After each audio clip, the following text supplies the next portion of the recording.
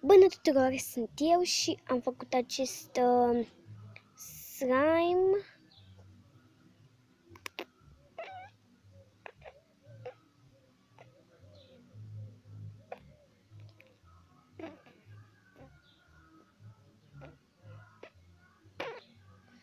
Se aude așa ca un pârpâr pentru că i-am mai adăugat un fel de făină și i-am adăugat și apă. Al meu focusează. Nu focusează. Păcat. Nu prea focusează. Chiar așa de bine se cam lipește puțin pentru că tocmai cum am terminat. Este verde chiar dacă nu, este galben, da. E galben. Crezut că e verde, dar nu e. Și super.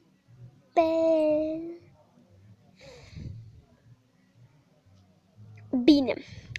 Acum că am terminat să arăt, nu o să vă țin nici mult. Mâine începe școala, pentru că azi duminică și mâine luni și va începe școala. Poc, poc, poc, dublu, poc.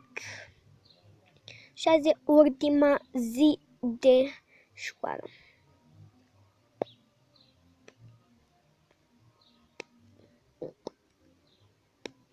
Trebuie să apeși tare pe ca să se audă. De ce l-am făcut eu chiar așa?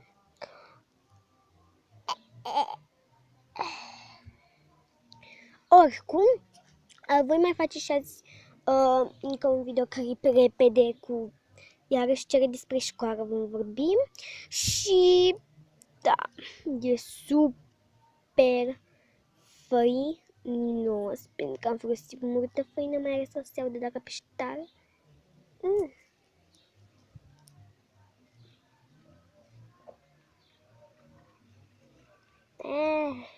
Devine lipicios când apeși foarte, foarte tare pe el.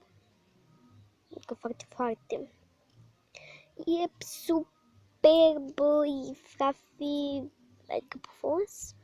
Adică frafir e pufos și nu prea se întinde chiar așa de bun. Nu pot să vă arăt acum.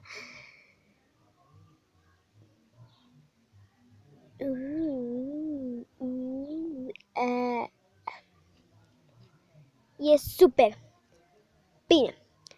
Vom continua videoclipul și altcândva despre slime-uri. Super tare. Și cred că am vorbit foarte încet în videoclipul ăsta, nu știu.